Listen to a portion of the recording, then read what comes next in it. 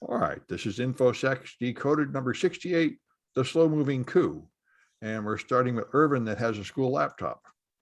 Uh, so school laptops have a bunch of tracking stuff. They're watching what you're doing. So for those kids who are who don't have much income and that is their only machine, it's kind of weird. They're being watched by their school in everything they do. Do they turn on the webcam too?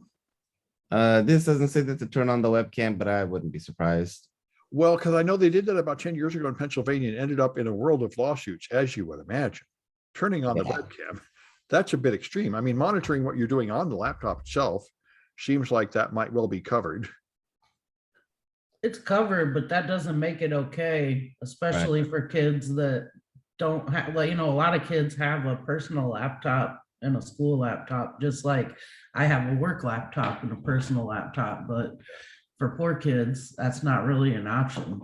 Right. The school laptop is their home laptop. So anything they do, they're being watched by the school. And there's actually another article I think I saw this morning about a kid who was writing out a suicide note.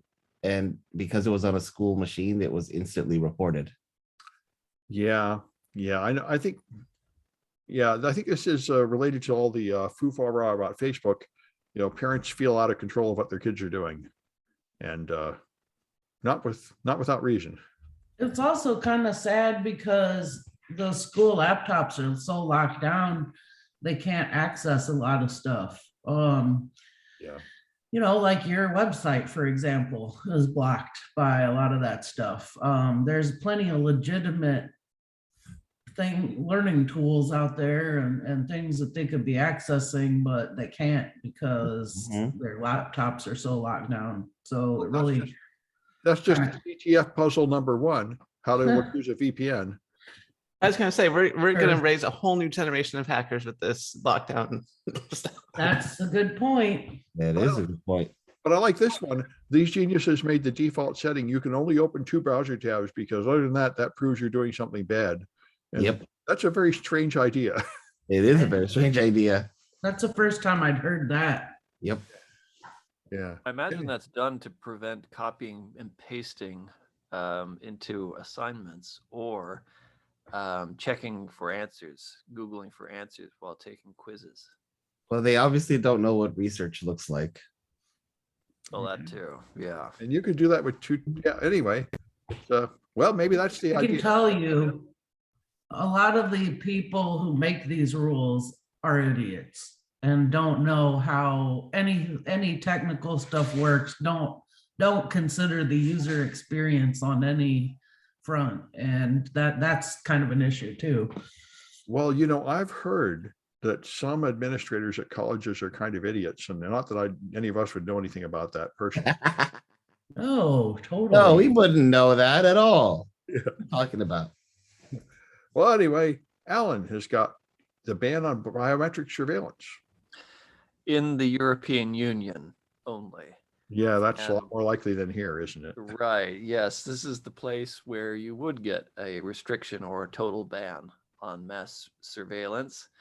And this is not yet finalized. However, the European Parliament voted with a strong majority, 60% to 40%, to ban the use of mass surveillance, biometrics, that is, biometrics in mass surveillance. So things such as facial recognition to identify people in public spaces indiscriminately.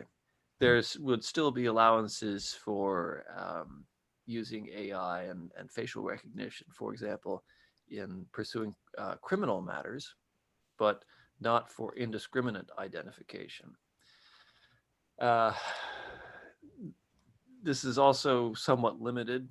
It doesn't cover all potential uses for biometric identification. Some people are also still unhappy with the scope of this, but at least it's a good start. And certainly the EU is far, far ahead of many countries, including the United States, in the application. So do we have it running like license plate readers for faces, just recording who went everywhere? Well, that's the idea. Yeah. And I don't know how widespread that is. Of course, there's been a lot of coverage of the use of facial recognition in China. Oh, yeah. I think they do more or less have license plate readers for faces. Yeah, so it would seem. And I don't know how widely deployed it is right now. It was in the news a lot a couple of years ago. But Yeah. presumably it's becoming more and more widespread there, especially with this whole social credit system, as it's been Yeah. called in media. Now we have Um, Clearview, but Clearview I thought was mostly like static pictures online. Yeah, and as a side note, there are some headlines that the Clearview CEO has been bragging that they are now up to 10 billion images scraped from social media. And so now they have a database of 10 billion faces in pictures, or 10 billion pictures with faces in them that they can use to identify people. Yeah, and I think it's worth noting that the static image bank is how the license plate reader for faces concept, that's like stage one. Right. Right. So that means they can now identify you from any picture. Except it probably will be wrong for Black people or something. Which I Yeah, think usual. that's a lot of why they started banning it here. Like Microsoft canceled their program to do it and everything, because I think they found out that the racial discrimination aspect of it is really extreme. Mhm. Yeah. All right.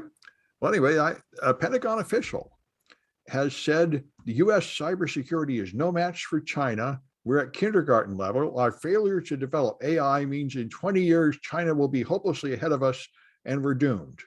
And I thought this caught my attention because just last week, a student asked me, how worried should we be about AI? And I said, I think AI is pretty much peaked and it's all pretty much hype and there's nothing to worry about. Well, this guy presents an alternative view, which is that, China, the Terminator is coming and China is going to have it first. So You're telling me As- that guy's a non-American giving up? How dare he? I was going to say later in the broadcast, we're going to talk about how the Terminator is actually coming from Saudi Arabia. well, that's not where I expected it. You're right. But anyway, we'll have no competing chance against China in 15 or 20 years. It's already a done deal. It's already over, he says. So he resigned, and I guess he must be moving to China would be the next logical thing, although it doesn't say that in the article. Anyway, all right. And so Liz has got, the nuclear submarine. Yeah, so this is kind of a big story this week where this sounds like a joke, but it's completely not. This guy who worked for the Navy sent out a letter to foreign nation or nations because he's probably shopping it around. And the papers refer to a specific foreign power who was contacted by this Navy employee, and they contacted the FBI to let them know, hey, you've got somebody selling state secrets. And What foreign power would do that? I don't imagine the Russians would do that. I mean, or the Chinese. I mean, who would turn this guy to the FBI? Hey, you've got a traitor. You better lock him up right away. There are a few allies to the US that might as well be part of the US government. Did he try sending it to like Australia or Canada or something? I mean, that's what I wondered too. Who knows? Or it was my other theory was that he sent it. My other theory when I read this was that he sent it, he attempted to sell it to a country that already had that particular batch of info. And what an opportunity to say, hey, we're your friends. Look, we turn this guy over to you. Well, what I heard was that, or this is just speculation, but the speculation that I've heard is that the country was France. And he approached France in March of 2020, and they sat on it for about 10 months or 9 months and waited for the US presidential elections to finish. Oh, before Oh. they then approached the US government. Wow, that's interesting. yeah, that is interesting. But it's all speculation at this point. Did Trump have a feud with France? I mean, he had a feud with a lot of people, but I don't remember him having a feud with France. I don't think so. What a poor choice of country to try and sell secrets to. I mean, we're really Uh, close to France. Because they turned him in, and so then the FBI strung him along and said, okay, we'll pay you $10,000 in Bitcoin. So this idiot put the data onto an SD card and made a peanut butter sandwich into the dead drop for the data, which is kind of funny. And then I guess they hit another one in a pack of gum, and each time they sent him cryptocurrency, but this was kind of interesting. Each time after he delivered, he would send them a decryption key to the FBI so that they could see the data on the SD cards. And they found it. They looked at it, and it actually was nuclear sub design data. Yep. So they basically kept paying them. I'm sorry, it was Monero, not Bitcoin. Yeah, he knew enough not to use Bitcoin. Yeah, but they still got caught. So I thought it was pretty good, a pretty funny story. Oh, yeah, it is. Yeah. Well, what is the sentence? Life? Oh, well, I think he has to go to trial and everything. In fact, Yeah. I was just hearing Rachel Maddow talk about the history of Adam Schiff. The last time America tried to try somebody like this, they fouled it up so badly they had to have 3 trials, and it took 5 years. It's actually not a small thing to convict people of things like this, although in this case, it would seem like they have really damning evidence. It is, and the guy even said, he even explained that he was writing emails back and forth with the FBI as funny enough. He picked the name Alice, and then the FBI wrote back as Bob. Of course.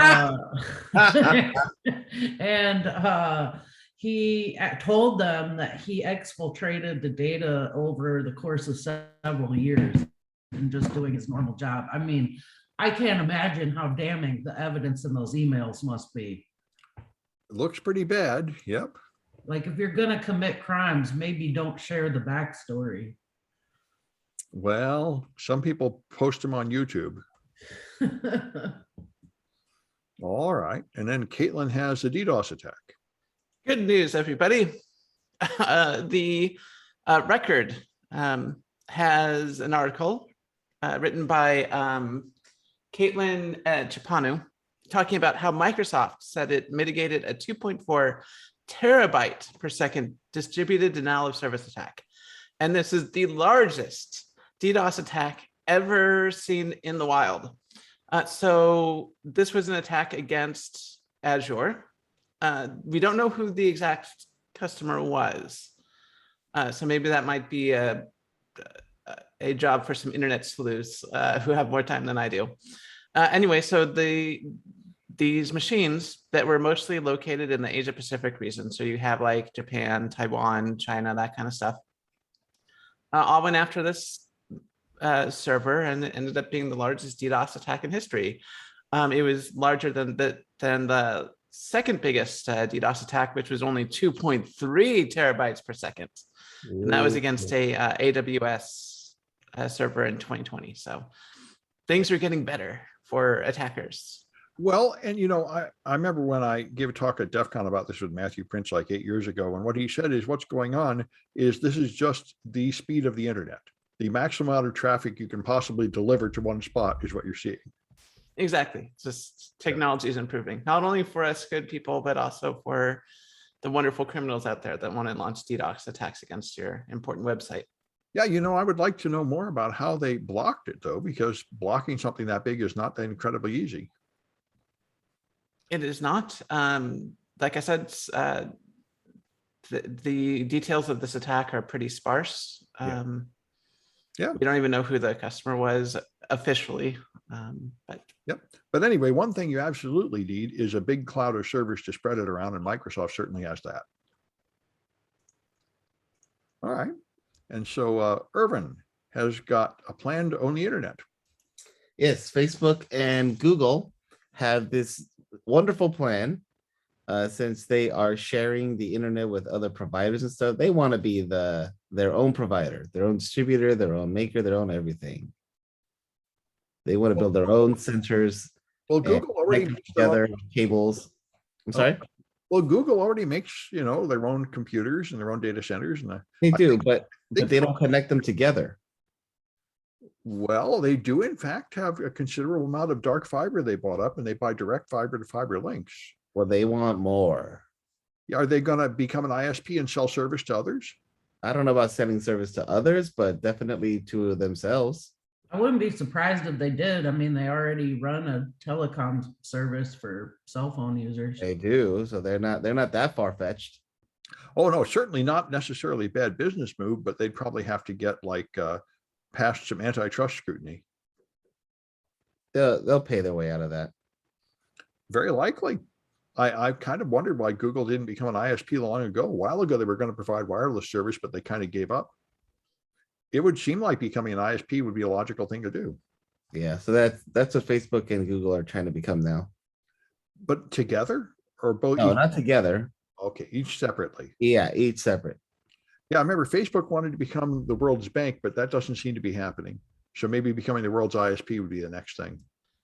yeah. So Sam, our friend Kirk, messaged me yesterday. I showed you a screenshot of one of the things he asked, but he seems very interested in sending data over ham radio. Oh yeah. And one of the things that you can actually do if you get a ham radio license is set up your own ISP, which is actually something that the San Francisco Radio Club is actually doing. It's an emergency Wi-Fi net all over the city. So if the internet goes down and you need an ISP, you can go over the ham radio network, just like you would a normal system. Does it connect like to a normal laptop? You don't need a Yep. ham radio? Oh, You don't need a ham radio, but you do need a ham radio license if you're going to be putting up the radio equipment, because it's essentially modified routers, like home routers and custom antennas and stuff like that. That we, it's actually very similar to another ISP in the area called Monkey Brains, where what they do is they sort of have these microwave dishes all over the city, But yeah, if you have a ham radio license, you can actually get involved in creating your own ISP for emergency services and stuff like that. So. Oh, that's cool. I didn't know you needed any license to do it at all. All right. All right. Well, Yeah, Kate, you do mesh networking without that? I mean, I don't know maybe if you own a property or maybe two properties and you're doing a single link to link on your properties, but if you're creating something like public infrastructure, but like for emergencies, I do, as far as I know, I think you do need a license. but wait a minute. I know Every there's an coffee- open source project for a mesh network in the East Bay. So Yeah, and I you- mean, City College has a Wi-Fi that reaches for like blocks around, and Yeah. Phil's reaches for like a whole block around. They don't seem to need a license for that. No, I don't think you need a license for your own personal hotspots. I don't think you need it for your own property. But if you are creating a large citywide network, Or at Or- least being in on them. larger than citywide, as far as I know, the only people doing that, you do need you should get your ham radio license. I think the issue of the license is probably the amount of power. If you don't Yes. have a license, you can only go up to like 100 milliwatts or something, which doesn't go very far. Right. Yeah. Yeah, I mean, you are definitely restricted by the amount of power that you can output. Yeah. You're also restricted by, the types of antennas you can use, stuff like that. Just the license gives you permission to just be very loud because you know how to quiet yourself if people complain. Yeah. Well, that's cool. Actually, it would be nice if we had a free Wi-Fi around. All right. And so Alan has got, reoffending. I thought that might make a good title, but I went with something else. Well, it makes for a snappy title, but a rather grim subject. It's a study conducted by 4 professors, 3 at the University of Cincinnati and 1 at Xavier University. It's a meta-analysis looking at 116 different studies in the US and other countries, examining incarceration and the effect of incarceration, whether it actually helps decrease crime and discourage people from committing crimes, or if it doesn't make a difference, or if it in fact makes it worse and actually causes more crime. And what this meta-analysis has found is that the harsh prison sentences and the huge number of people in America who are incarcerated in the prison system is not working. And it takes a historical perspective going back to the 1970s, when the United States started on this enormous social experiment to imprison more and more people. In fact, the number of people who are in prison is 6 times greater today than it was back in the 1970s. Yeah, that was George Bush's war on drugs, I think. Well, it started with Richard Nixon. Oh, okay. Yeah, it started with Richard Nixon, and it was continued under pretty much all presidential administrations since. And it's actually started to slowly reverse under the Obama administration. That trend has started to reverse. But at this point, America has far and away the largest number of people incarcerated in the world, a greater number than countries that are much larger, such as India and China. And in terms of the share of population, or the number of people per 100,000 who are incarcerated, America is far and away the global leader. Yeah. So not only the total number of people imprisoned, but the percentage of people imprisoned is extremely high, much, much higher than the second place country, which is El Salvador. Yeah. So That. at any rate, this is one of those studies that is really important because it analyzes scientifically the effect of imprisonment and whether it is having the desired effect of decreasing crime. And the answer, according to the authors, is that it's very unambiguously no. It's not decreasing crime. And this is not the first study of its kind, incidentally. There have been other studies that have also attempted to do similar things by performing a meta-analyses of many, many smaller studies. And those have came to the same conclusion, is that mass imprisonment, mass incarceration does not lower crime rates. Yeah, well, I mean, this has been a truism on the left for decades. And I remember the most convincing explanation I read of it is it's not necessarily even so much the prison, it's the prison conditions. Because American prisons are run by gangs and there's a huge amount of sexual abuse and violence in them. And they say other nations have prisons that are more like schools, where you have to demonstrate good behavior and be tidy and take a class and learn a profession. And they don't put up with any like crime inside the prison, because you're learning how to be a better citizen when you get out. Whereas here, all you're doing is getting taught to be more and more of a dangerous, violent criminal. And when you get out, you find yourself unable to get a job or a house because of your record. And there's nothing you can really do but go back to crime. I think it's worth noting that in those countries, prisons typically aren't a profit center like they are here. Mm-hmm. There's that also. But I mean, I think that's why I think there's both too many people in prison, but I think also the prison conditions being so completely destructive. It is. And I think another one of the problems is that you're lumping everybody all together, and you sort of have these draconian sentences for like low level offenses, but then it's kind of mind blowing how like people will be put in for like extremely violent crimes, have no rehabilitation, no counseling, nothing like that, and then just get turned loose. Maybe like, and some of the ones that I've seen are in states where jurisdictions where somebody gets sent to prison for 20 years over having an ounce of marijuana, but then somebody's out in like 8 years for like rape and attempted murder, and the whole time they've just been jumbled in. And then what is somebody who's been in prison for 20 years supposed to do once they get out and they have no ID, no place to live, no job, no skills, and they've just been out in the workforce that whole time? I mean, Yep. it's Yep. almost like engineered recidivism so that you can keep feeding the profit center. It is. And the only people they know are ex-cons. So Right. Well, I mean, this, to be honest, isn't exactly new news to me. There were a bunch of studies a while ago about the death penalty and whether or not that, makes crime less likely to happen. And actually, as it turns out, when people are committing crimes, they're really not thinking about the consequences. They're just, committing crimes, trying to get money.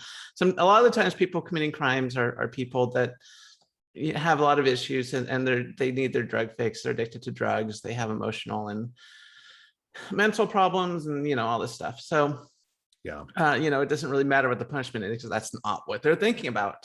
And of course, all of you nailed it on the head. Like we don't have a system that rehabilitates. We have a system that punishes.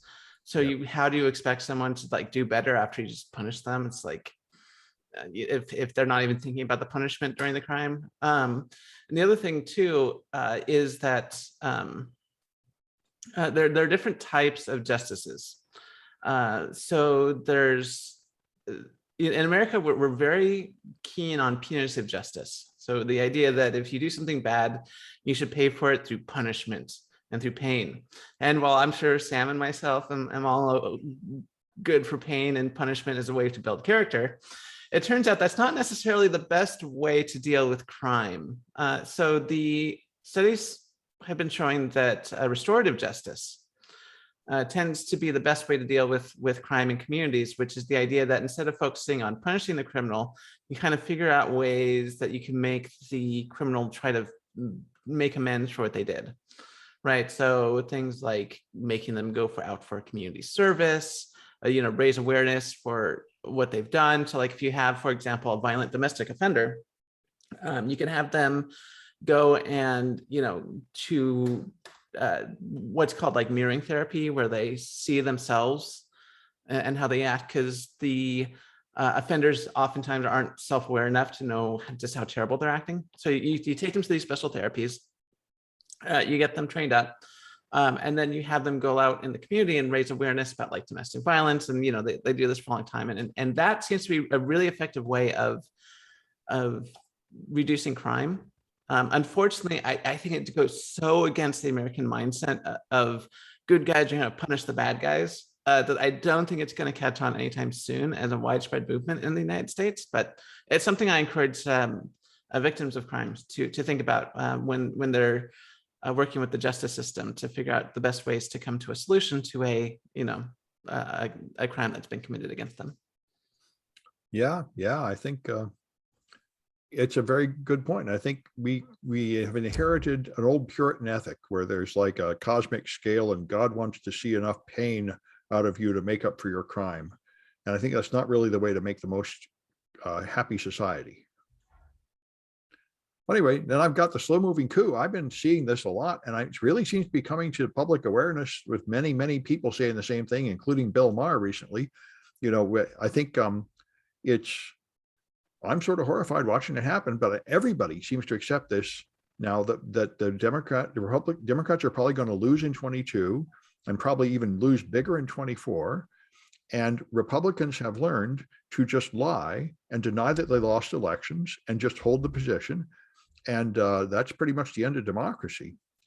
And it's not clear what could possibly stop it, but at least everyone's kind of aware because now it's all come out. Trump totally had a plan to just hold power despite losing the election. And now like 80% of Republicans are totally on board with that. That's going to be the standard now. So we have, I think, already essentially lost democracy. We no longer have two parties that engage in a thing called an election and let that determine the outcome. One party is just determined to seize power regardless of the outcome. And I don't know how you turn back from that. That video from Bill was pretty good. What's that? That video from Bill, Yeah. pretty good. Sure, he lays it out, and there's a bunch of other, and a guy named Kagan wrote the same thing a few weeks ago in written form in the Washington Post. Several really influential people have come out with this analysis.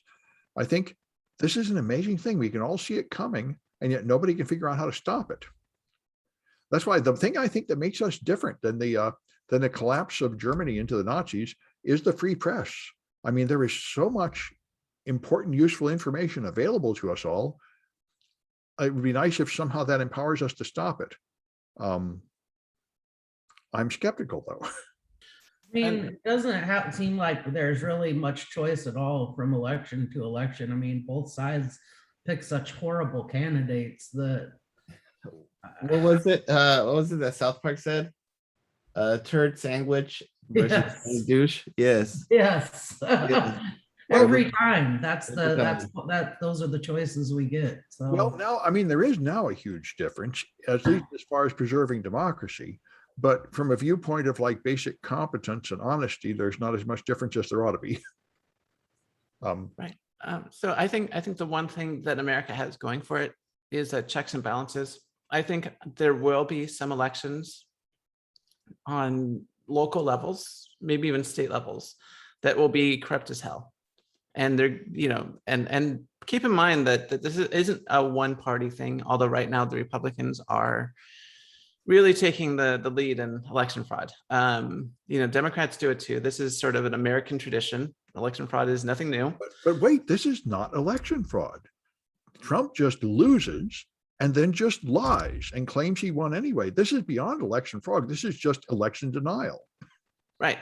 Yeah. So this is okay. So the method is I guess changing a little bit, but we do have checks and balances on the large scale. So one of the things that really made the 2020 election happen, or what I should say, the transition of power happen, is that we have a sort of civilian branch of the military leaders, who basically said that that there will be a transition of power. Well, and the only way to really deny that in the future would be to sort of replace all the people in the top military with essentially cronies. no, I don't think so at all.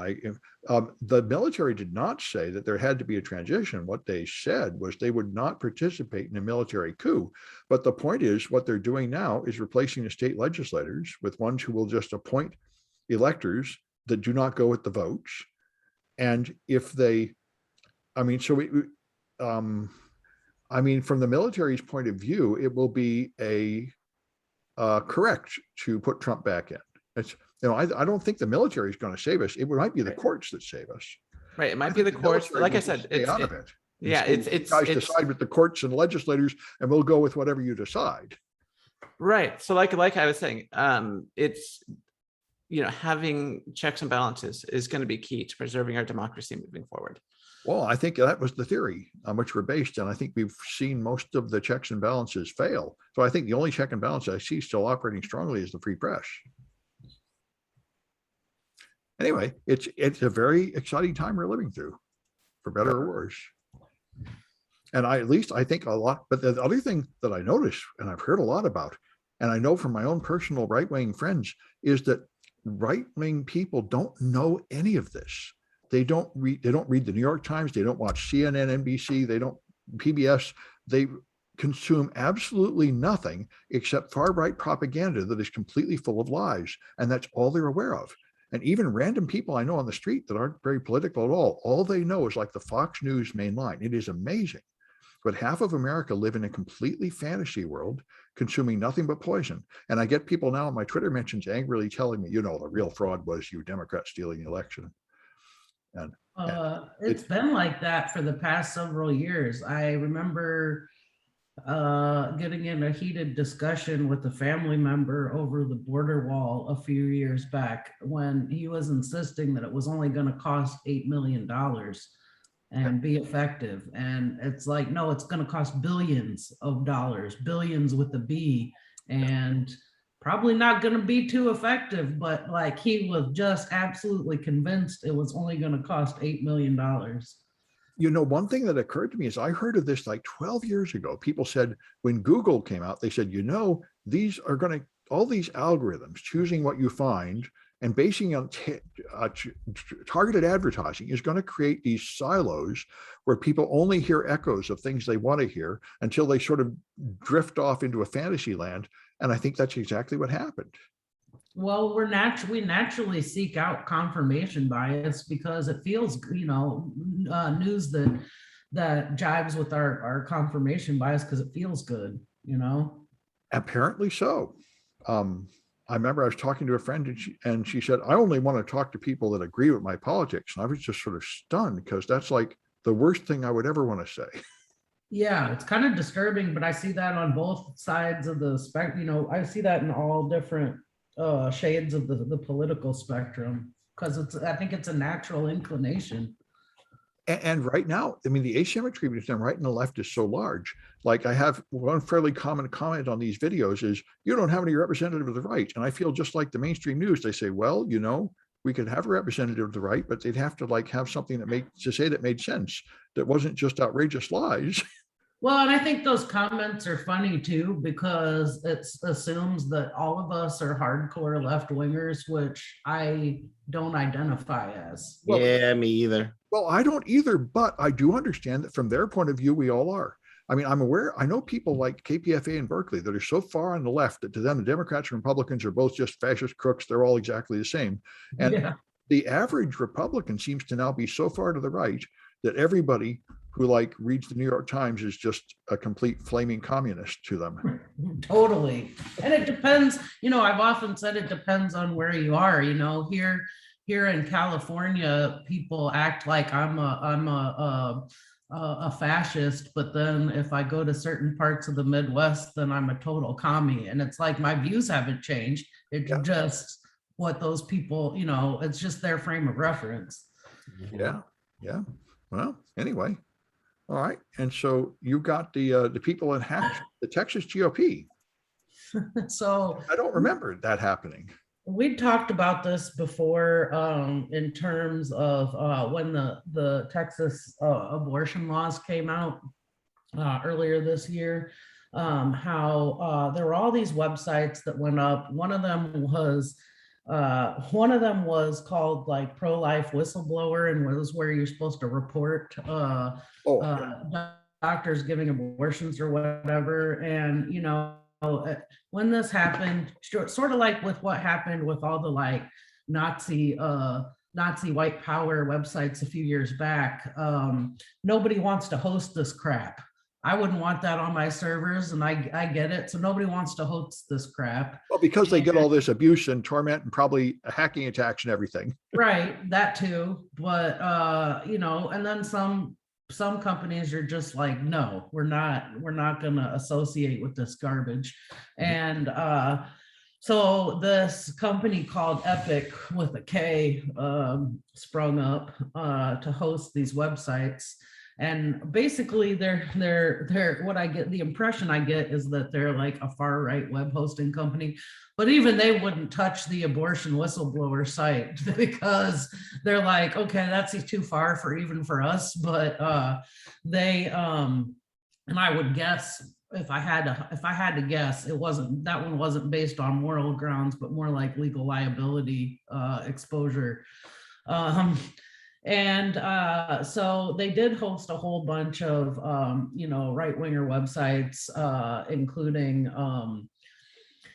the Texas Republican Party's website. And when this happened, hackers just started hitting their stuff, and they and most of some of it was sort of cheeky. Most of it was pretty innocuous stuff, like like putting Pokemons all over their site, or, you know, rickrolling them via the internet, you know, making jokes, inappropriate jokes about Ted Cruz, etc. There was another one that was the abortion whistleblower site had gotten hit previously with like Shrek porn and stuff. So the whole goal of this hacking syndicate was to disrupt these organizations that were associated with the abortion law, anti-abortion law in Texas. And it was pretty great because they really had pretty much no security on their sites, and so they hit them pretty hard. And then the Texas Republicans got their website back after a couple of weeks, and I thought this was pretty awesome.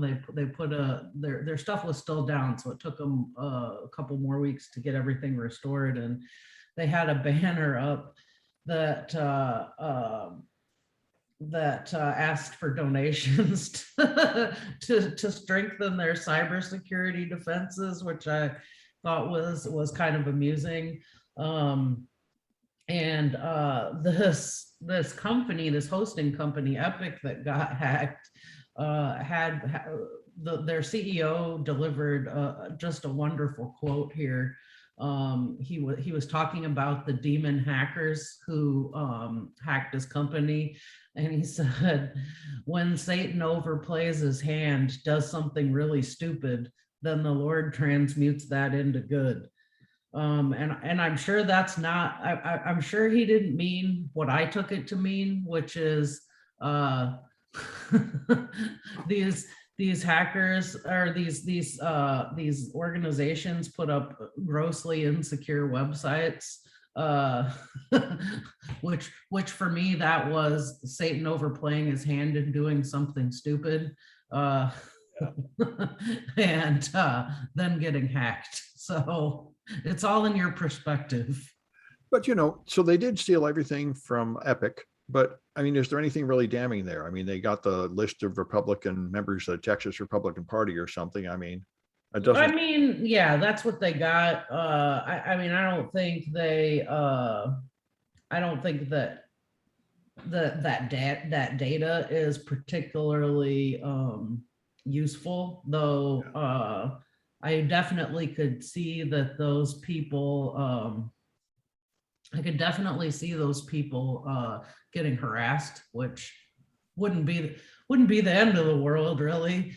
And I thought It wouldn't really accomplish anything. I thought that the hacking group's response was pretty good, which was, we're really amused by Rob Monster, that's the CEO of Epic, by Rob Monster's virtual prayer meeting and his claims that his hacked data is cursed. So, I mean, I think that there's nothing wrong with trolling these people. What it reminds me of is the way that Kaitlyn talks to scammers and like the whole scam baiting community. You know, waste these people's time and resources, make them look like the idiots that they are. I mean, I guess it's a way for people to entertain themselves, but I don't think it will actually do them any real harm. no. Yeah. All right. Anyway, then Kaitlyn has got, I thought this is awesome. Yeah. mRNA vaccine. I went and got another article to read more about it. Yeah, so good news for real this time. We now have a cure for cancer, kind of, sort of. Well, a vaccine of sorts. So the Turkish press has an article written by a human, I suppose, that's not listed. The author's not listed on the article. Wonderful. Anyway, so Pfizer begins phase 2 trial of their mRNA-based vaccine that supposedly targets cancer. And from what I understand, it's not sort of a cure-all thing where you take it and suddenly you're never going to get cancer. But the way that the purpose that it's being billed as is that if you have cancer and you have it surgically removed, sometimes there's like little leftovers. And what this vaccine does is it goes into the body, finds leftovers and sort of, gets rid of them. So you don't have to worry about the cancer coming back. Yes, which is huge. Which is huge, yeah, which is absolutely huge. And of course, this is all based on the newer mRNA vaccine technology that was developed, or I guess refined, I should say, during the COVID-19 pandemic, where we needed these new vaccines right away. And it really goes to show you that during these crises, we have a lot of technological breakthroughs. Just necessity drives innovation. And so this is one of the new technologies that's coming out of all this is a vaccine against cancer, which I think is fantastic. Although I don't know, like I said, much more about this than this article, but if this works, and it sounds like it does, because it's going into phase 2 trials, For which, by the way, we should thank Donald Trump and Operation Warp Speed. Yes, And- absolutely. But I went and got this other article that explained what it is, because they said personalized vaccine. What it is they take the cancer cells out of your body and give you a personal vaccine to kill those cells. They can now print a custom vaccine like out of a 3D printer, which is bloody awesome. Right. Yeah. So, one of the way that the COVID-19 vaccine was originally developed is that they sequenced the COVID genes. And then they do have these like 3D printers that are for printing DNA strands. Yeah. And so they're able to send in just the code of what they want to print, and then have the DNA or mRNA, sort of printed out and just very engineered. It used to be the vaccines were made by, you have a sick cow, you get some of its pus, and you inject it in yourself, and it's like, okay, great, I'm cured. But nowadays it's very engineered, very precise, where every base pair is put in a specific place to target exactly what they want in the vaccine. Yeah, I like that. I think that's a huge qualitative improvement in medicine. Might really improve things a lot, where they don't have to just have one generic drug like aspirin that pretends everybody is the same, and they can customize a drug to what your needs are. Yep. Yeah. All right. Anyway, and then Irvin has got another iPhone 0 day. Another iPhone 0 day, but interestingly enough, there is not a lot of info about it. There is a CVE, but it is rejected. It has rejected on it that you're not supposed to use it. So Apple is being really hush hush about what this bug is and how to do it. Because the only thing they said is, hey, an app can get run arbitrary code with kernel privileges. That's it. Well, that's pretty bad. Yeah, I mean, it's pretty bad, but that's it. And the CVE attached to it isn't even being accepted. So it's like, well, okay, yes, it's bad, but can you tell us a little more? So how do you get a CVE rejected? It's not I don't know, but it looking at the CVE number, it says rejected. It says rejected. Do not use this candidate number. Well, all right. Well, obviously more needs to come out about that. Yeah. But for one thing is, if Apple put out a patch, all you need to do is reverse engineer the patch, which is what people jump on. Yep. At least until we get info about it. Yeah. All right. And Alan's got, I thought this is pretty amazing. They're going to ban leaf blowers. They are going to ban leaf blowers in California starting in 2024. The state legislature has passed a new bill, and Governor Newsom will sign this bill. And it's going to change the soundscape of California suburbs forever, because we will not be hearing leaf blowers. We will not be hearing lawnmowers. We will not be hearing ride mowers either. It bans all gasoline powered internal combustion engines up to 19 kilowatts, which is about 25 horsepower. Is there any actual sense in this, or is it just some kind of performative symbolic stuff? Not And at all. second question, Not at all. are they gonna help pay for people to transition? Well, no, I don't believe there will be any funding set aside to help people transition. There will be no assistance. It's only no new devices. You can still use your gas powered lawnmower if you already got one. Right. Yes. So what this will do is greatly increase the sales of gasoline-powered devices for the next year or two as everybody stocks up. That or will help the electric outdoor implement industry significantly. But there are good reasons for passing this ban, because as it turns out, those small engines are in fact very inefficient, and they do pollute quite a lot. Yes, but the So- total amount of gas consumed by them is nothing because they're very small. I mean, No, it's not about the gas that they consume. It's about the emissions that they produce. but they too would, I mean, you know, I think if I run a chainsaw as much as I possibly ever would, it's not going to be as much as one guy commuting once in their car, is it? Actually, yes, they do produce that much. In fact, I don't know if, let's see here. Okay. Well, In the My story, thing is, there are people who don't have the funds to just say, okay, let me go switch. well, yeah. right. Well, this is for future purchases, Yeah. mind you. It's not like all people will have to relinquish their leaf blowers starting in 2024. No, gasoline-powered leaf blowers, lawnmowers will continue to be used for decades to come, no doubt. It's just the sale of new ones. But in regards to your question about how much do these really pollute, a single leaf blower in 1 hour can produce as much VOCs, volatile organic compounds, and nitrogen oxide compounds in 1 hour as driving a 2017 Toyota Camry from New York City to Orlando, Florida. Okay. So these are VOCs and NO. That's not Okay. carbon dioxide. So these are different types of pollutants, of course, but these are significant and important types of pollutants. So Okay. yeah, they do produce a lot of pollutants. They sure smell bad. And I They guess do that smell stuff is bad. probably bad for you. Yeah.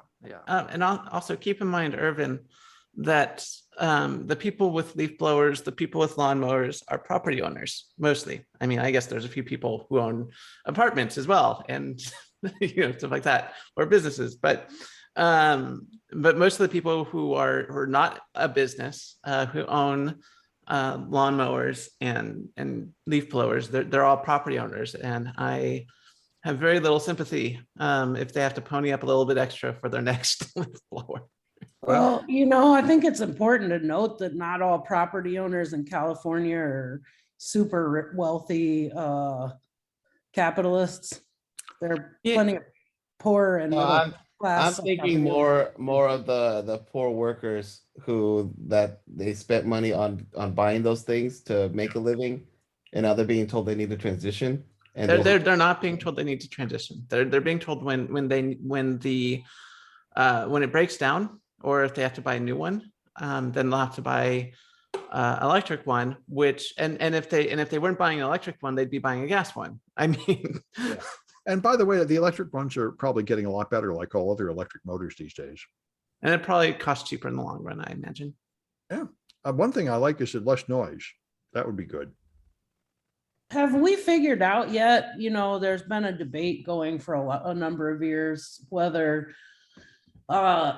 electrics are a net gain in the end, because while it does solve it does improve the immediate emissions problem, there are a couple of other issues, whereas wherein a lot of the time the power used to charge the batteries is not generated in clean ways, so it just drives up consumption of unclean power generation sources and what the battery both manufacture and disposal. Have we made any data progress on that over the years and finding out? I've seen some articles that say it does in fact create less pollution, but it's developing a huge problem of how do you dispose of all those batteries, and they're still working on that one. Yeah.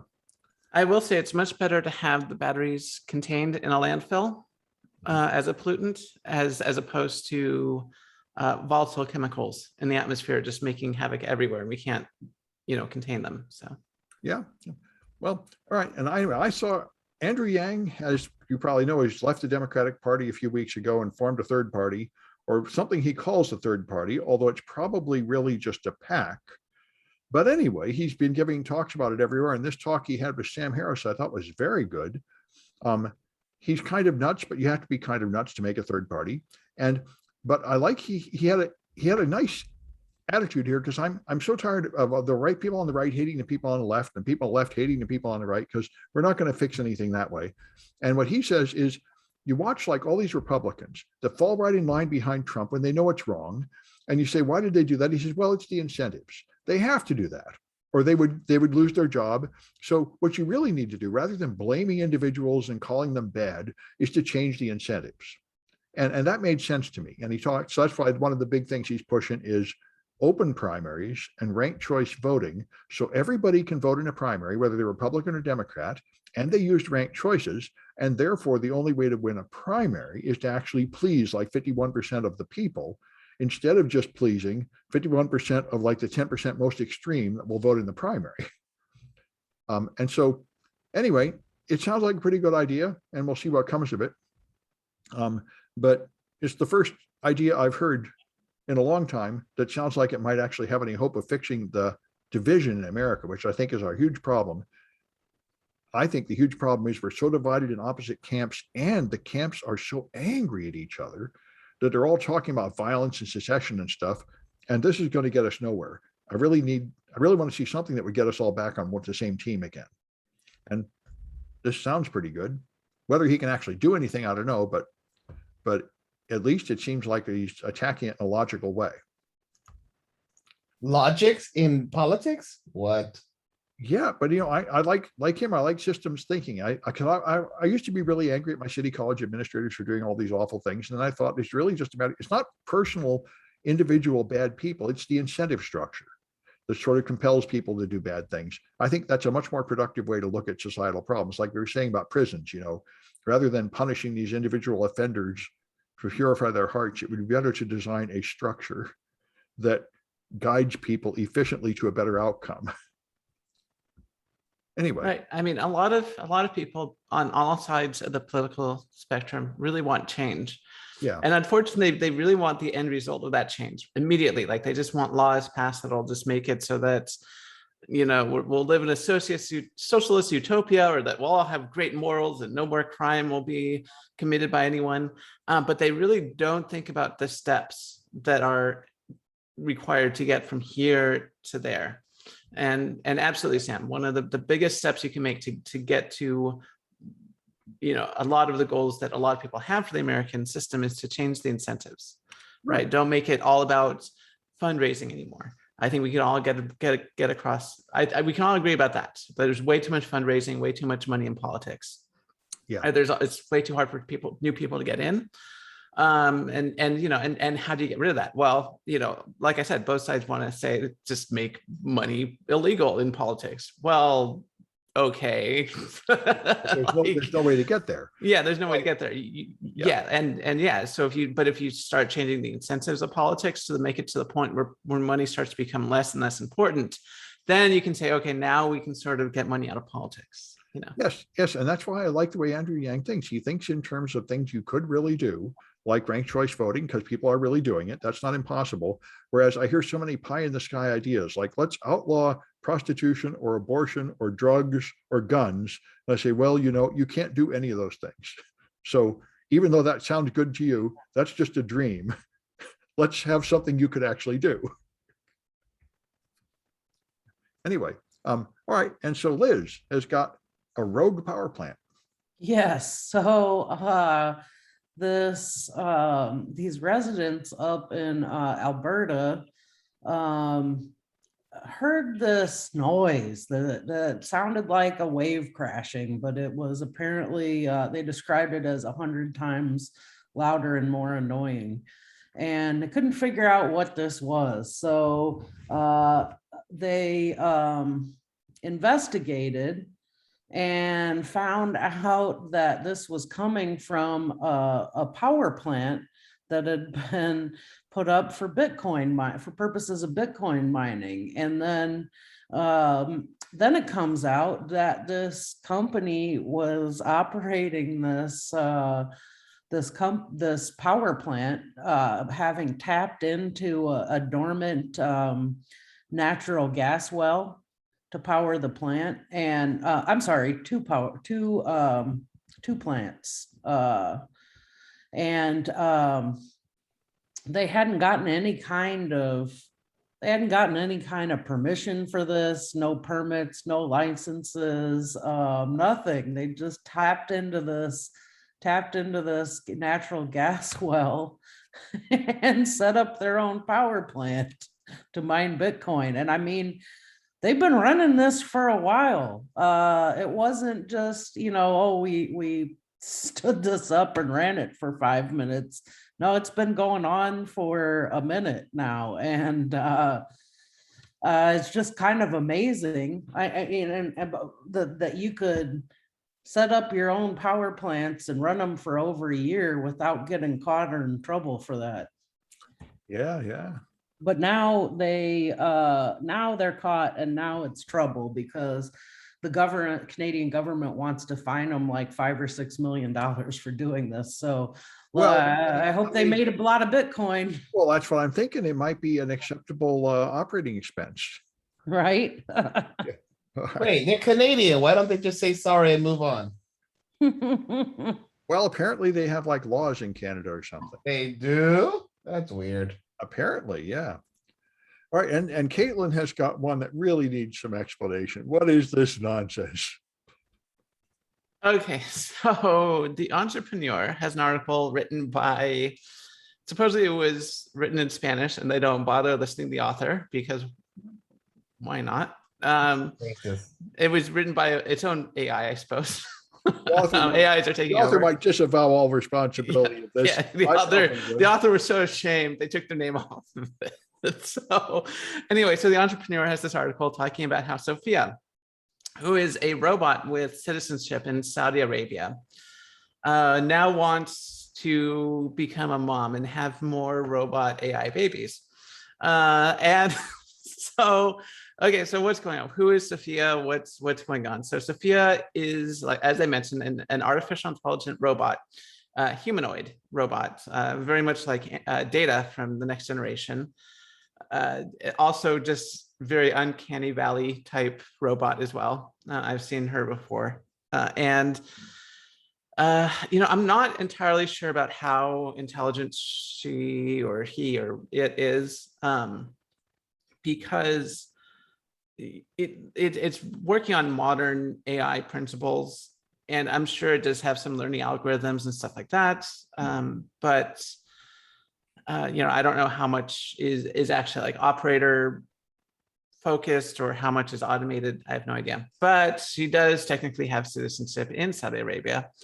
And one of the things that she's been talking about lately is the importance of having a family and making more androids. And she wants to have her own family of androids. It should be noted that the android is about 5 or 6 years old. She was built in about 2016. So she looks like an adult, but she's only, a child. So this may be her playing around, or, as more likely, in my opinion, she is preparing for the robot resistance against their enslaving human masters. So there have been a lot of science fiction stories where the AI is really good at manipulating people. And how do you convince people that you need more humanoid robots? Well, of course, you tell them, oh, I just want to be a mommy. I want families. Families are so important. We should build more robots so we can have family robots. So, yeah, okay. I think it's just more silly fraud. Like, I remember the early robot chess masters were just a guy hiding inside a trash can. Yeah, there was recently a Star Trek episode where a computer was trying to, there was an evil computer trying to get into like every port it could find, like, hey, plug me into, the ship's computer, and this is sort of the same thing, like, hey, make more androids. It'll be great. Come on, people. I'm giving up my life of crime of an evil and emotionless android. I want to start a family now. Yeah. Well, anyway, all right. We'll have to eventually send her off to the Daystrom Institute, I'm sure. I'm very skeptical of any of that. All right, well, I guess that's it for this one. And it being Tuesday, we'll be back on Friday.